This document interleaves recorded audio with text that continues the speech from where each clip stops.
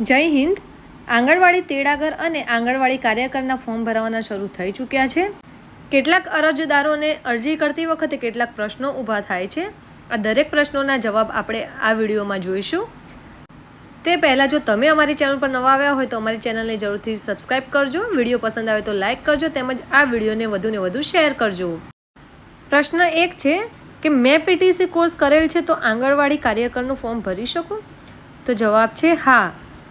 તમે જે પણ કોર્સ કર્યો હોય ધોરણ 12 પછી પીટીસી કે બીએડ અથવા તો ડિપ્લોમા કોર્સ કે સ્નાતક કોર્સ, તો તેના મુજબ તમને અહીંયા ગુણ આપવામાં આવશે। પ્રશ્ન 2 છે કે મારે ધોરણ 12 પાસની માર્કશીટ ખોવાઈ ગયેલ છે તો ઝેરોક્સ અપલોડ કરી શકું? તો ના, અહીંયા તમારે ઓરિજિનલ ડોક્યુમેન્ટ્સ જ અપલોડ કરવાના રહેશે। પ્રશ્ન 3 છે અરજી ફોર્મ ભરતી વખતે જરૂરી અભ્યાસક્રમનું પરિણામ જાહેર થયું નથી તો શું હું ફોર્મ ભરી શકું? તો જવાબ છે ના। ઉમેદવારની પસંદગી મેરિટ આધારિત છે એટલે માર્કશીટ હોવી જરૂરી છે। પ્રશ્ન 4 છે અનામત જાતિ માટે મારી પાસે મારા સમાજનો દાખલો છે તો તે અપલોડ કરું તો મેરિટમાં માન્ય ગણાશે? તો ના, સરકારશ્રી દ્વારા નિયત થયેલ અધિકારીશ્રીનો દાખલો હોવો જરૂરી છે। પ્રશ્ન 5 રહેઠાણના પુરાવા માટે મારી પાસે આધાર કાર્ડ, રેશન કાર્ડ, તલાટી કમ મંત્રીનો દાખલો એ માન્ય રહેશે? તો ના, મહિલા અને બાળ વિકાસના ઠરાવ અનુસાર સંબંધિત મામલતદારશ્રી દ્વારા ઇસ્યુ થયેલ દાખલો જ માન્ય ગણાશે। પ્રશ્ન 6 મેં કોલેજના 2 વર્ષ પૂર્ણ કરેલ છે, પાસ છું, પરંતુ 3જા વર્ષે પૂર્ણ નથી કર્યું તો તે 2 વર્ષના માર્ક્સ ઉમેરી શકું? તો ના, માત્ર સફળતાપૂર્વક પૂર્ણ થયેલ ડિગ્રી જ તમે અહીંયા અપલોડ કરી શકો છો। પ્રશ્ન 7 જાહેરાતમાં દર્શાવેલ આંગણવાડી કરતાં અન્ય આંગણવાડીમાં હું તેડાગર તરીકે ફરજ બજાવું છું તો મને પહેલાં પસંદગી મળશે, લાભ અગ્રતામાં સ્થાન મળશે? તો જવાબ છે ના। પ્રશ્ન નંબર 8 જાહેરાતમાં દર્શાવેલ આંગણવાડી વિસ્તારમાં હું 2 વર્ષથી જ રહું છું તો ફોર્મ ભરી શકું? તો જવાબ છે હા। પ્રશ્ન 9 જાહેરાતમાં દર્શાવેલ આંગણવાડીમાં હું તેડાગર તરીકે 12 વર્ષથી ફરજ બજાવું છું તથા આંગણવાડી કાર્યકર માટે લઘુત્તમ શૈક્ષણિક લાયકાત ધરાવું છું, પરંતુ મારી ઉંમર 40 વર્ષ છે તો લાભ મળશે? તો જવાબ છે ઠરાવમાં દર્શાવેલ તમામ શરતો પરિપૂર્ણ થતી હશે તો લાભ મળી શકશે।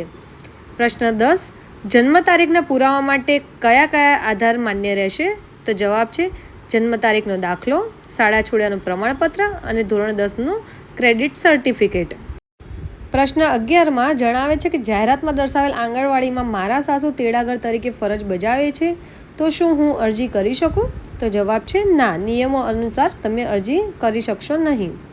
પ્રશ્ન 12 જો મારી ઓનલાઈન અરજી વાંધા અથવા તો અગ્રાહ થયેલ હોય તો તેને શું ફરીથી સુધારવાનો મોકો મળી શકે છે? તો જવાબ છે ના। પ્રશ્ન 13 આંગણવાડી કાર્યકર તરીકે પસંદગી પ્રક્રિયામાં ઓનલાઈન અરજીમાં અરજદાર બીએડનો કોર્સ, સ્નાતક કોર્સ પાસની વિગતમાં દર્શાવી શકાય? તો જવાબ છે હા। પ્રશ્ન 14 માનદ સેવા માટે વર્તમાનપત્રમાં જાહેર પ્રસિદ્ધ થયાની તારીખ પહેલાં કેટલા સમય પહેલાંનું પ્રમાણપત્ર માન્ય રહેશે? તો વર્તમાનપત્રમાં જાહેરાત પ્રસિદ્ધ થયાની તારીખ પહેલાં 6 માસથી વધારે સમય પહેલાંનું ઇસ્યુ થયેલ ન હોય તેવું પ્રમાણપત્ર માન્ય રહેશે।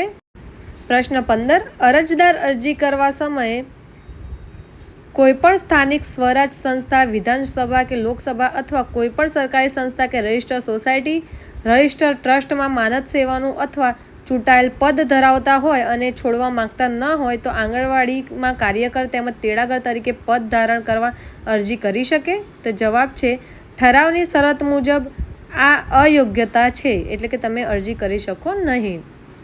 અરજદારે માર્કશીટમાં ગ્રેડ સ્કોર હોય તે કિસ્સામાં કેવી રીતે ઓનલાઈન અરજી કરવી? તો આ કિસ્સામાં અરજદારે યુનિવર્સિટી, કોલેજ દ્વારા જારી કરવામાં આવેલ ગ્રેડ સ્કોરમાંથી ગુણ ટકાવારીની ગણતરી અથવા યુનિવર્સિટી અથવા કોલેજ પાસેથી જે ગણતરી થયેલ માર્કશીટ ટકાવારીનું પ્રમાણપત્ર મેળવવાનું રહેશે તથા તેને અપલોડ કરવાનું રહેશે। આ ઉપરાંત એ મુજબ માર્ક્સ તેમજ ટકાવારી અરજી ફોર્મમાં દર્શાવવાની રહેશે। પ્રશ્ન 17 નિમણૂક હુકમ મળ્યાથી કેટલા સમયમાં ફરજ પર જોડાવાનું રહેશે? તો નિમણૂક હુકમ મળ્યાને દિન 10માં ફરજ પર હાજર રહેવાનું રહેશે।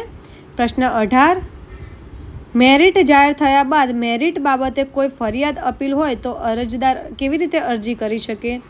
તો આ બાબતે ઓનલાઈન મેરિટ યાદી જાહેર થયા બાદ કોઈ અરજદારને મેરિટ યાદી અંગે અપીલ રજૂઆત ફરિયાદ મેરિટ જાહેર થયાની 10 દિવસની મુદત દરમિયાન ઓનલાઈન પદ્ધતિ દ્વારા દાખલ કરવાની રહેશે. પ્રશ્ન 19. જે કિસ્સામાં અરજદારે એક કરતાં વધારે પ્રયત્ન પરીક્ષા પાસ કરેલ હોય તેવા કિસ્સામાં માર્ક્સ ટકાવારી ઓનલાઈન અરજીમાં કેવી રીતે દર્શાવવાની રહેશે? તો એકથી વધુ પ્રયત્ને પાસ થયેલા ઉમેદવારે તે માર્કશીટમાં પાસ થયેલ વિષયના ગુણ જ ગણવાના રહેશે. ત્યારબાદ નાપાસ થયેલા વિષયોના કિસ્સામાં ફરીથી પાસ થયેલ વિષયોના ગુણ ગણવાના રહેશે. પ્રશ્ન 20. અરજદારે પ્રમાણપત્રો અપલોડ કરવામાં શું ધ્યાન રાખવું? તો પ્રમાણપત્રો અસલ નકલમાં કલર સ્કેન કરી PDF ફોર્મેટમાં સ્કેન કરવાના રહેશે. આ બાબતે દરેક પ્રમાણપત્રોની સાઇઝ 2 MBથી વધારે હોવી જોઈએ નહીં. તો મિત્રો, તમને અરજી કરવામાં હજુ પણ કોઈ પણ પ્રશ્ન થતા હોય અથવા તો કોઈ પણ પ્રોબ્લેમ જણાતી હોય તો જરૂરથી અમને કમેન્ટ કરજો.